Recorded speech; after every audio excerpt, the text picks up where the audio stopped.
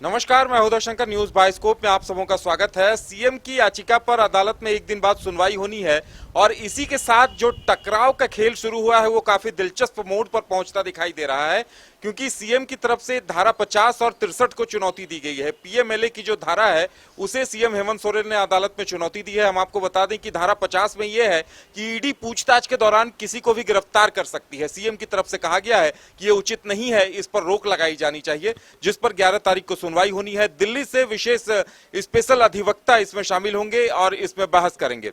वहीं दूसरी तरफ जहां ईडी की धारा को सीएम ने चुनौती दी है, तो ईडी ने अब धारा 66 के तहत सरकार से पूछा है कि जिन मामलों में गड़बड़ियों को लेकर सरकार को सूचित किया गया है, चाहे वो पूजा सिंघल का मनरेगा घोटाला हो, राजीव अरुण एक्का जिसमें इन्वॉल्व है सीएम के पूर्व प्रधान सचिव, उनका टेंडर कमीशन घोटाला है जिसमें यह भी बात सामने आ रही कि राजीव अरुण एक्का ने पैसे अपने रिश्तेदारों के अकाउंट तक पहुंचाए हैं। इसके अलावा वीरेंद्र राम, ग्रामीण विकास विभाग के मुख्य अभियंता वीरेंद्र राम, जिनके बारे में करोड़ों की संपत्ति का पता चला, तो अब ईडी की तरफ से चीफ सेक्रेटरी को यानी मुख्य सचिव को पत्र लिखकर पूछा जा रहा है कि आपने इन तमाम चीजों पर क्या कुछ कार्रवाई की है। हमारे साथ नीरज हैं। नीरज, लगता है ये जो टकराव जो बढ़ता दिखाई दे रहा है, इसी टकराव की दिशा में एक तरफ सीएम धाराओं को चुनौती दे रहे हैं तो ईडी अपनी धाराओं का हवाला देकर सरकार से पूछ रही है। हाँ, देखिए, जिस तरह से मुख्यमंत्री हेमंत सोरेन ने धारा 50 पीएमएलए की धारा 50 और 63 को हाईकोर्ट में चुनौती दी है, उसी तरह से अब ईडी भी कह सकते हैं कि अब रिटेलिएट कर रही है। रिटेलिएट करते हुए अब उन्होंने धारा 66 के 2 के तहत जितनी भी उन्होंने कार्रवाई की थी अपने कह सकते हैं ईडी की ओर से, उसके बाद राज्य सरकार को निर्देश दिया था कि इस पे कार्रवाई करे, एफआईआर दर्ज करे, और उसके बाद ये पूछा जितने भी मामले अभी तक हुए हैं, अगर हम 1 साल की बात कर ले, उस 1 साल में जितने भी कार्रवाई ईडी ने की थे, उसके बाद राज्य सरकार से कहा था कि इस मामले में कार्रवाई कीजिए, एफआईआर दर्ज करते हुए आगे की जांच की प्रक्रिया जो है आप अपने स्तर से बढ़ाइए। और इसके बाद कई जो है मामले जो कहीं ना कहीं लटके पड़े हुए हैं, उसको लेकर ईडी ने अब सवाल निशान कह सकते हैं खड़ा किया है और पत्र लिखकर जवाब मांगा है कि क्या कुछ कार्रवाई है। चाहे हम जोड़ ले मनरेगा घोटाला, अवैध खनन, जिसे आपने कहा, राजीव अरुण का मामला, जो पूर्व उपायुक्त रहे छवि रंजन से जुड़ा सेना जमीन का घोटाला, तो ये सारे जो मामले हैं जो बहुत ज़्यादा विख्यात रहा। मनरेगा घोटाला जिसमें पूर्व आईएएस जो पूजा सिंघल थी जो गिरफ्तार हुई और अभी भी जेल में है, तो उसको लेकर जो है पूरा मामला इसमें कहीं ना कहीं पत्र लिखा गया है, पत्र लिखकर जवाब मांगा गया है। अब देखने वाली बात हुई कि राज्य सरकार की ओर से क्या कुछ जवाब दिया जाता है, लेकिन इतना जरूर है कि राज्य सरकार और ईडी दोनों के बीच टकराव की स्थिति पैदा हो गई है। एक और जहां राज्य सरकार की ओर से मुख्यमंत्री हेमंत सोरेन ईडी की वैधता, ईडी को राजनीतिकरण को लेकर लगातार जो है आरोप लगा रहे हैं, वहीं ईडी की ओर से लगातार जो है हावी हुआ जा रहा है, लगातार जो है मामले बताए जा रहे हैं और मामले के तहत जो है कार्रवाई की मांग की जा रही है, पत्र लिखा जा रहा है। ऐसे में कह सकते हैं आने वाली स्थिति जो है, ये टकराव की स्थिति जो है आगे और भी बढ़ सकती है। और अगर हाईकोर्ट में सुनवाई होती है और सुनवाई में अगर ईडी के पक्ष में फैसला होता है तो और भी ये स्थिति जो है तनावपूर्ण हो सकती है, या फिर कह सकते हैं कि हावी जो है ईडी पहले से रही और हावी हो सकती है। बिल्कुल नीरज, नियमानुसार ईडी अगर धारा 66 का हवाला दे रही है तो ईडी अगर सरकार को ये सूचित करती है कि आपके अधिकारी मनरेगा घोटाले में आरोपी पाए गए, उनके पास से इतने रुपए मिले, वीरेंद्र राम के बारे में या राजीव अरुण एक्का के टेंडर घोटाले के बारे में, तो कहीं न कहीं राज्य सरकार को आगे बढ़ना होगा, कार्रवाई करनी होगी, जो अभी तक होता नहीं दिखाई दिया है। और लगता है कि ईडी इसी बिंदु को पकड़कर कहीं न कहीं सरकार पर अब दबाव बनाना चाह रही है। देखिए, क्योंकि ये जैसे वीरेंद्र राम का मामला था, वीरेंद्र राम का मामला राज्य सरकार की तरफ से ही एसीबी में मामला दर्ज था, जिसको ईडी ने टेक ओवर किया था। टेक ओवर करते हुए पूरे मामले का जांच किया और मामले में कहीं ना कहीं जो आपने बताया कि टेंडर घोटाला हुआ, कमीशन खोरी होती थी वीरेंद्र राम के यहाँ, वीरेंद्र राम लेते थे पैसा और उस पैसे से आकुत संपत्ति उन्होंने बनाई।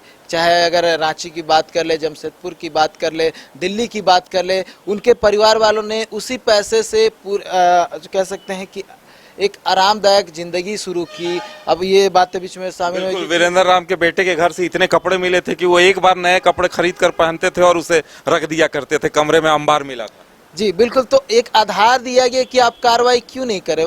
कोई एक ग्रामीण विकास का मुख्य अभियंता रहते हुए इतना संपत्ति कैसे अर्जित कर सकता है, कहाँ से है ये संपत्ति? इस मामले में तो ईडी ने जांच की अपने स्तर पे और जितनी भी रिपोर्ट होनी चाहिए रिपोर्ट सार्वजनिक कर दी, क्या क्या मिले, कितने कार मिले और कितने संपत्ति अर्जित किए गए। साथ ही साथ वीरेंद्र राम के जो परिवार वाले उनके नाम भी कई प्रॉपर्टीज मिले, कई बंगले मिले, तो वो क्लियर कर दिया गया था। साथ ही से अगर बात करें राजीव अरुण का, जो कि राज्य के पूर्व प्रधान सचिव रह चुके हैं, उन पर भी हालांकि ईडी ने 2 बार पूछताछ किया, उन्हें समन भेजकर पूछताछ हुई। उसके बाद कई दिनों के बाद जो है खुलासा हुआ कि राजीव अरुण का कहीं ना कहीं संलिप्तता है, उनके परिवार के लोगों की कहीं ना कहीं उसमें भागीदारी रही है, जिसमें बहुत लोगों का नाम भी सामने आया। और कहीं ना कहीं इस मामले में भी राज्य सरकार से पत्र लिखकर जवाब मांगा गया है कि इस पे क्या कुछ कार्रवाई हुई है। प्राथमिकी दर्ज करने के लिए भी ईडी की ओर से निर्देश दिया गया था, लेकिन कुछ हुआ नहीं। तो वाजिब सी बात है कि ईडी ने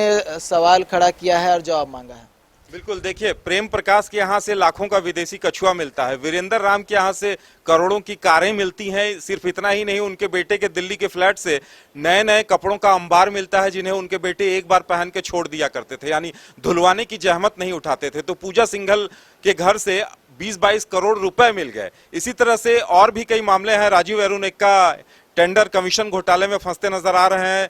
जमीन का मामला है, हेहल मौजा छवि रंजन का मामला है, मनी लॉन्ड्रिंग के आरोप हैं, लेकिन सरकार की तरफ से कोई कार्रवाई नहीं हुई है, जिस पर अब मुख्य सचिव को जवाब देना होगा। वहीं नीरज, अब सबकी नजरें इस बात पर टिकी हैं, 11 तारीख है, लगता है कि दिल्ली से कोई कपिल सिब्बल या हो सकता है कोई और हो, कोई अधिवक्ता शायद सीधे वहां से जुड़ेंगे। जो सीएम के जो अधिवक्ता है प्रियेश चित्रांश, उन्होंने पिछली बार ही ये बात रखी है। देखिए, पीयूष चित्रेश जो सीएम की ओर से पक्ष रख रहे थे पिछले बार, उन्होंने कोर्ट में कहा था कि दिल्ली से वरीय अधिवक्ता है वो फिजिकली जुड़ेंगे। हालांकि ईडी की ओर से ये कहा गया कि वो 13 तारीख को जुड़ सकते हैं। तो उसके बाद कोर्ट ने ये निर्देश जारी करते हुए 11 तारीख की तिथि यानी कल की तिथि निर्धारित किया, और ये हाइब्रिड मोड में सुनवाई होगी, यानी कि वर्चुअली मोड में जो अपना पक्ष रखना चाहते हैं, अगर यहाँ जुड़ नहीं पाते हैं तो वर्चुअली जुड़कर अपने पक्ष को रख सकते हैं। तो कह सकते हैं कल जो सुनवाई होनी है बहुत महत्वपूर्ण सुनवाई है, क्योंकि कल हाईकोर्ट की ओर से कुछ निर्देश संभवतः आ सकता है, क्योंकि लंबे समय से राज्य के लोग ईडी की ओर से, जो ईडी के अधिकारी वो भी कहीं ना कहीं इंतजार कर रहे थे, क्योंकि मामला सुप्रीम कोर्ट में पहले बताया गया कि मुख्यमंत्री हेमंत सोरेन सुप्रीम कोर्ट गए हुए हैं। उसके बाद मुख्यमंत्री हेमंत सोरेन से ये कह सकते पत्र भेजा गया ईडी कार्यालय, और ईडी कार्यालय में ये जानकारी दी गई कि हम